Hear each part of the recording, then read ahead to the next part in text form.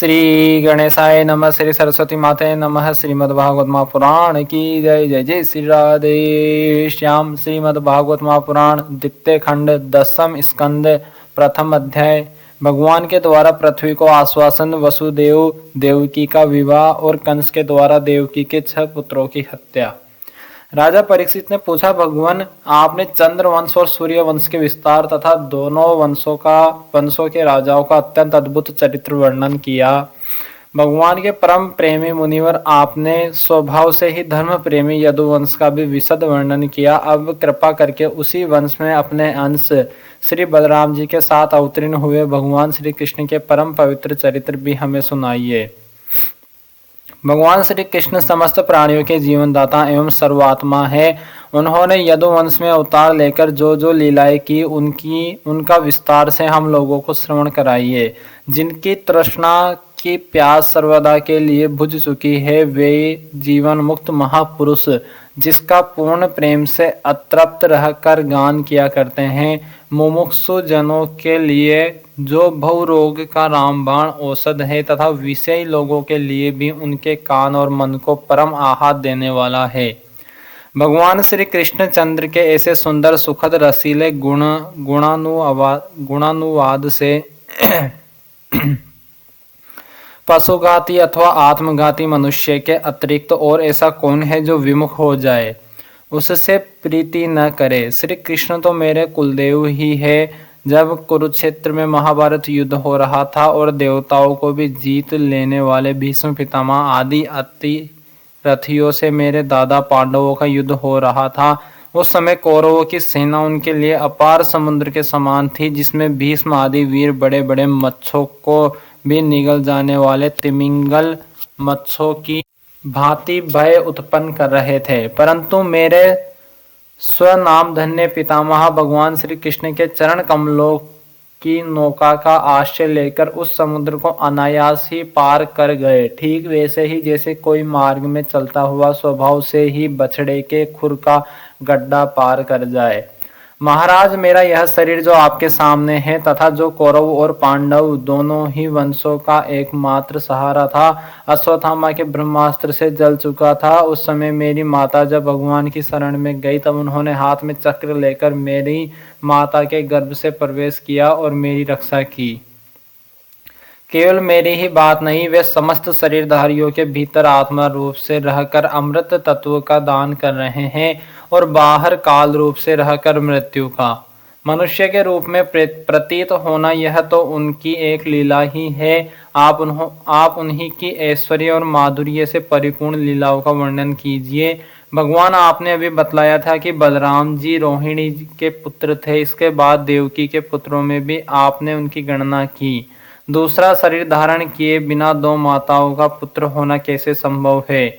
असुरों को मुक्ति देने वाले और भक्तों को प्रेम वितरण करने वाले भगवान श्री कृष्ण अपने वात्सल्य स्नेह से भरे हुए पिता का घर छोड़कर व्रज में क्यों चले गए?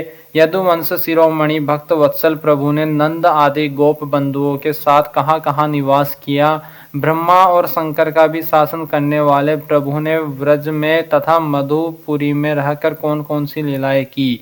और महाराज, उन्होंने अपनी माँ के भाई मामा कंस को अपने हाथों क्यों मार डाला? वह मामा होने के कारण उनके द्वारा मारे जाने योग्य तो नहीं था। मनुष्याकार सच्चिदानंदमय विग्रह प्रकट करके द्वारिकापुरी में यदुवंशियों के साथ उन्होंने कितने वर्षों तक निवास किया और उन सर्वशक्तिमान प्रभु की पत्नियां कितनी थी? मैंने श्री कृष्ण की जितनी लीलाएं पूछी है और जो नहीं पूछी है, वे सब आप मुझे विस्तार से सुनाइए, क्योंकि आप सब कुछ जानते हैं और मैं बड़ी श्रद्धा के साथ उन्हें सुनना चाहता हूँ। भगवान, अन्न की तो बात ही क्या, मैंने जल का भी परित्याग कर दिया है, फिर भी वह असहा भूख प्यास जिसके कारण मैंने मुनि के गले में मृत सर्प डालने का अन्याय किया था, मुझे तनिक भी नहीं सता रही है, क्योंकि मैं आपके मुख कमल से झरती हुई भगवान की सुधामयी लीला कथा का पान कर रहा हूँ। सूत जी कहते हैं, सोनक जी, भगवान के प्रेमियों में अग्रगण्य एवं सर्वज्ञ श्री सुखदेव जी महाराज ने परीक्षित का ऐसा समीचीन प्रश्न सुनकर जो संतों की सभा में भगवान की लीला के वर्णन का हेतु हुआ करता है, उनका अभिनंदन किया और भगवान श्री कृष्ण की उन लीलाओं का वर्णन प्रारंभ किया जो समस्त कलिमलों को सदा के लिए धो डालती है।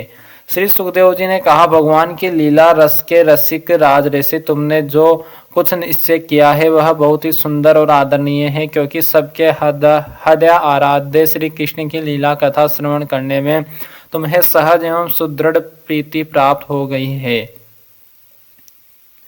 भगवान श्री कृष्ण की कथा के संबंध में प्रश्न करने से ही वक्ता, प्रश्नकर्ता और श्रोता तीनों ही पवित्र हो जाते हैं, जैसे गंगा जी का जल या भगवान सालग्राम का चरणामृत सभी को पवित्र कर देता है।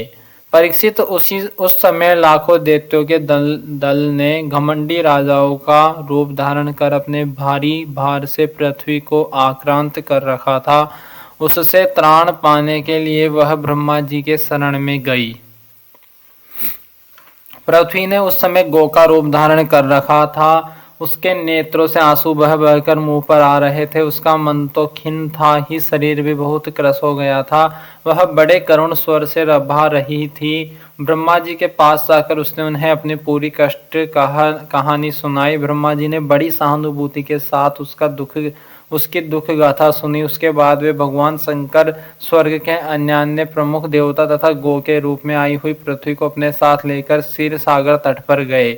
भगवान देवताओं के भी आराध्य देव हैं।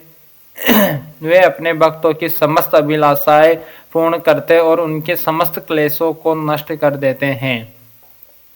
वे ही जगत के एकमात्र स्वामी हैं। क्षीर सागर के तट पर पहुंचकर ब्रह्मा आदि देवताओं ने पुरुष सूक्त के द्वारा उन्हें परम पुरुष सर्वांतर्यामी प्रभु की स्तुति की। स्तुति करते करते ब्रह्मा जी समाधिस्थ हो गए। उन्होंने समाधि अवस्था में आकाशवाणी सुनी। इसके बाद जगत के निर्माण करता ब्रह्मा जी ने देवताओं से कहा, देवताओं, मैंने भगवान की वाणी सुनी है, तुम लोग भी उसे मेरे द्वारा भी सुन लो और फिर वैसा ही करो। उसके पालन में विलंब नहीं होना चाहिए। भगवान को पृथ्वी के कष्ट का पहले से ही पता है। वे ईश्वरों के भी ईश्वर है। अतः अपनी काल शक्ति के द्वारा पृथ्वी का भार हरण करते हुए वे जब तक पृथ्वी पर लीला करे तब तक तुम लोग भी अपने अपने अंशों के साथ यदुकुल में जन्म लेकर उनकी लीला में सहयोग दो। वसुदेव जी के घर स्वयं पुरुषोत्तम भगवान प्रकट होंगे। उनकी और उनकी प्रियतमा श्री राधा की सेवा के लिए देवांगनाएं जन्म ग्रहण करें। स्वयं प्रकाश भगवान शेष भी, जो भगवान की कला होने के कारण अनंत है, अनंत का अंश भी अनंत ही होता है और जिनके सशस्त्र मुख है, भगवान के प्रिय कार्य करने के लिए उनसे पहले ही उनके बड़े भाई के रूप में अवतार ग्रहण करेंगे। भगवान की वह ऐश्वर्यशालीन योग माया भी, जिसने सारे जगत को मोहित कर रखा है, उनकी आज्ञा से उनकी लीला के कार्य संपन्न करने के लिए अंश रूप से अवतार ग्रहण करेंगे। श्री सुखदेव जी कहते हैं, परीक्षित, प्रजापतियों के स्वामी भगवान ब्रह्मा जी ने देवताओं को इसी प्रकार आज्ञा दी और पृथ्वी को समझा बुझाकर डांडस बंधाया। इसके बाद वे अपने परम धाम को चले गए।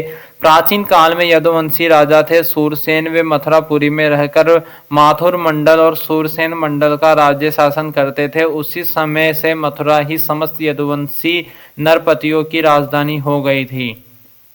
भगवान श्री हरि सर्वदा वहां विराजमान रहते हैं। एक बार मथुरा में सूर्य के पुत्र वसुदेव जी विवाह करके अपनी नवविवाहित पत्नी देवकी के साथ घर जाने के लिए रथ पर सवार हुए।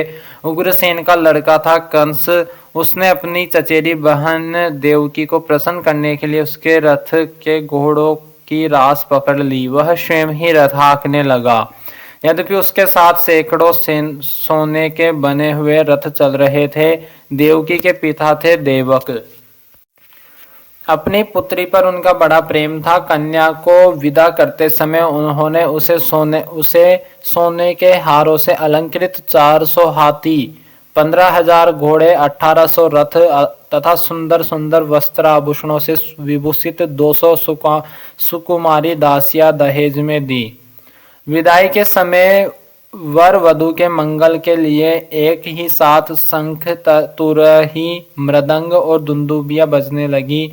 मार्ग में जिस समय घोड़ों की रास पकड़कर कंस रथ हाँक रहा था, उस समय आकाशवाणी ने उसे संबोधन करके कहा, अरे मूर्ख, जिसको तू रथ में बैठा कर लिए जा रहा है, उसकी आठवें गर्भ की संतान तुझे मार डालेगी। कंस बड़ा पापी था, उसकी दुष्टता की सीमा नहीं थी, वह भोज वंश का कलंक ही था। आकाशवाणी सुनते ही उसने तलवार खींच ली और अपनी बहन की चोटी पकड़कर उसे मारने के लिए तैयार हो गया। वह अत्यंत क्रूर तो था ही, पाप कर्म करते करते निर्लज्ज भी हो गया था। उसका यह काम देखकर महात्मा वसुदेव जी उसको शांत करते हुए बोले। वासुदेव जी ने कहा, राजकुमार, आप भोज वंश के होनहार वंशधर तथा अपने कुल की कीर्ति बढ़ाने वाले हैं। बड़े बड़े सूरवीर आपके गुणों की सराहना करते हैं। इधर यह एक तो स्त्री, दूसरे आपकी बहन और तीसरे यह विवाह का शुभ अवसर।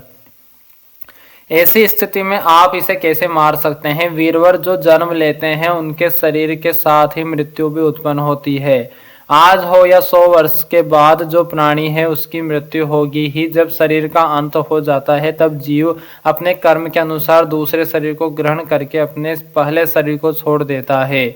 उसे विवश होकर ऐसा करना पड़ता है जैसे चलते समय मनुष्य एक पैर जमा कर ही दूसरा पैर उठाता है, और जैसे जोक किसी अगले तिनके को पकड़ लेती है तब पहले के पकड़े हुए तिनके को छोड़ती है, वैसे जीव भी अपने कर्म के अनुसार किसी शरीर को प्राप्त करने के बाद ही इस शरीर को छोड़ता है। जैसे कोई पुरुष जागृत अवस्था में राजा के ऐश्वर्य को देखकर और इंद्रादि के ऐश्वर्य को सुनकर उसकी अभिलाषा करने लगता है और उसका चिंतन करते करते उन्हीं बातों में घुल मिलकर एक हो जाता है, तथा स्वप्न में अपने को राजा या इंद्र के रूप में अनुभव करने लगता है। साथ ही अपने दरिद्रावस्था के शरीर को भूल जाता है। कभी कभी तो जागृत अवस्था में ही मन उन बातों का चिंतन करते करते तन्मय हो जाता है और उससे स्थूल शरीर की सुधि नहीं रहती। वैसे ही जीव कर्मकृत कामना और कामनाकृत कर्म के वश होकर दूसरे शरीर को प्राप्त हो जाता है और अपने पहले शरीर को भूल जाता है। जीव का मन अनेक विकारों का पुंज है। देहांत के समय वह अनेक जन्मों के संचित और प्रारब्ध कर्मों की वासनाओं के अधीन होकर माया के द्वारा रचे हुए अनेक पांच भौतिक शरीरों में से जिस किसी शरीर के चिंतन में तल्लीन हो जाता है और मान बैठता है कि यह मैं हूँ, उसे वही शरीर ग्रहण करके जन्म लेना पड़ता है। जैसे सूर्य, चंद्रमा आदि चमकीली वस्तुएं जल से भरे हुए घड़ों में या तेल आदि तरल पदार्थों में प्रतिबिंबित होती है और हवा के झोंकों से उनके जल आदि के हिलने डोलने पर उनमें प्रतिबिंबित वस्तुएं भी चंचल जान पड़ती है, वैसे ही जीव अपने स्वरूप के अज्ञान द्वारा रचे हुए शरीर में राग करके उन्हें अपना आप मान बैठता है और मोहवश उनके आने जाने को अपना आना जाना मानने लगता है। इसलिए जो अपना कल्याण चाहता है उसे किसी से द्रोह नहीं करना चाहिए, क्योंकि जीव कर्म के अधीन हो गया है और जो किसी से भी द्रोह करेगा उसको इस जीवन में शत्रु से और जीवन के बाद परलोक से भयभीत होना ही पड़ेगा। कंस, यह आपकी छोटी बहन अभी बच्ची और बहुत दीन है। यह तो आपकी कन्या के समान है। इस पर अभी अभी इसका विवाह हुआ है। विवाह के मंगल चिन्ह भी इसके शरीर पर से नहीं उतरे हैं। ऐसी दशा में आप जैसे दीन वत्सल पुरुष को इस बेचारी का वध करना उचित नहीं है। श्री सुखदेव जी कहते हैं, परीक्षित, इस प्रकार वसुदेव जी ने प्रशंसा आदि साम नीति और भय आदि भेद नीति से कंस को बहुत समझाया, परंतु वह क्रूर तो राक्षसों का अनुयायी हो रहा था, इसलिए उसने अपने घोर संकल्पों को नहीं छोड़ा। वसुदेव जी ने कंस का विकट हट देखकर यह विचार किया कि किसी प्रकार यह समय तो टाल ही देना चाहिए। तब वे इस निश्चय पर पहुंचे, बुद्धिमान पुरुष को जहां तक उसकी बुद्धि और बल साथ दे मृत्यु को भी टालने का प्रयत्न करना चाहिए। प्रयत्न करने पर भी वह न टल सके तो फिर प्रयत्न करने वाले का कोई दोष नहीं रहता। इसलिए इस मृत्यु रूप कंस को अपने पुत्र देने की प्रतिज्ञा करके मैं इस दिन देवकी को बचा लूं। यदि मेरे लड़के होंगे और तब तक यह कंस स्वयं नहीं मर जाएगा तब क्या होगा? संभव है उल्टा ही हो, मेरा लड़का ही इसे मार डाले, क्योंकि विधाता के विधान का पार पाना बहुत कठिन है। मृत्यु सामने आकर भी टल जाती है और टली हुई भी लौट आती है। जिस समय वन में आग लगती है उस समय कौन सी लकड़ी जले और कौन सी न जले, दूर की जल जाए और पास की बच रहे, इन सब बातों में अदृष्ट के सिवा और कोई कारण नहीं होता। वैसे ही किस प्राणी का कौन सा शरीर बना रहेगा और किस हेतु से कौन सा शरीर नष्ट हो जाएगा, इस बात का पता लगा लेना बहुत ही कठिन है। अपनी बुद्धि के अनुसार ऐसा निश्चय करके वसुदेव जी ने बहुत सम्मान के साथ पापी कंस की बड़ी प्रशंसा की। परीक्षित, कंस बड़ा क्रूर और निर्लज था, अतः ऐसा करते समय वसुदेव जी के मन में बड़ी पीड़ा भी हो रही थी। फिर भी उन्होंने ऊपर से अपने मुख कमल को प्रफुल्लित करके हंसते हुए कहा। वसुदेव जी ने कहा, सौम्य, आपको देवकी से तो कोई भय है ही नहीं, जैसा कि आकाशवाणी ने कहा है, भय है पुत्रों से, सो इसके पुत्र मैं आपको लाकर सौंप दूंगा। श्री सुखदेव जी कहते हैं, परीक्षित, कंस जानता था कि वसुदेव जी के वचन झूठे नहीं होते और इन्होंने जो कुछ कहा है वह युक्ति संगत भी है, इसलिए उसने अपनी बहन देवकी को मारने का विचार छोड़ दिया। इससे वासुदेव जी बहुत प्रसन्न हुए और उसकी प्रशंसा करके अपने घर चले आए। देवकी बड़ी सती साध्वी थी, सारे देवता उसके शरीर में निवास करते थे। समय आने पर देवकी के गर्भ से प्रतिवर्ष एक एक करके 8 पुत्र तथा 1 कन्या उत्पन्न हुई।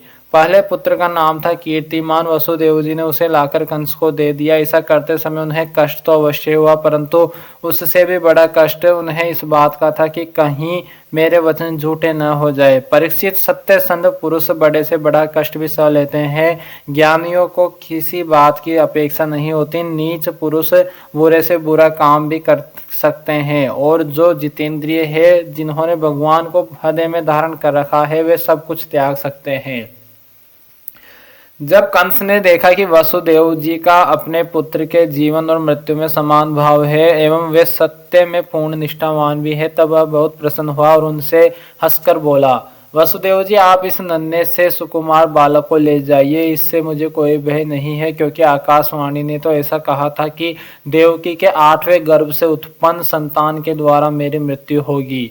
वसुदेव जी ने कहा, ठीक है, और उस बालक को लेकर वे लौट आए। परंतु उन्हें मालूम था कि कंस बड़ा दुष्ट है और उसका मन उसके हाथ में नहीं है, वह किसी क्षण बदल सकता है, इसलिए उन्होंने उसकी बात पर विश्वास नहीं किया। परीक्षित, इधर भगवान नारद कंस के पास आए और उससे बोले कि कंस, व्रज में रहने वाले नंद आदि गोप, उनकी स्त्रियां वसुदेव आदि वृष्णिवंशी यादव, देवकी आदि यदुवंश की स्त्रियां और नंद वसुदेव दोनों के सजातीय बंधु बांधव और सगे संबंधी सबके सब देवता है।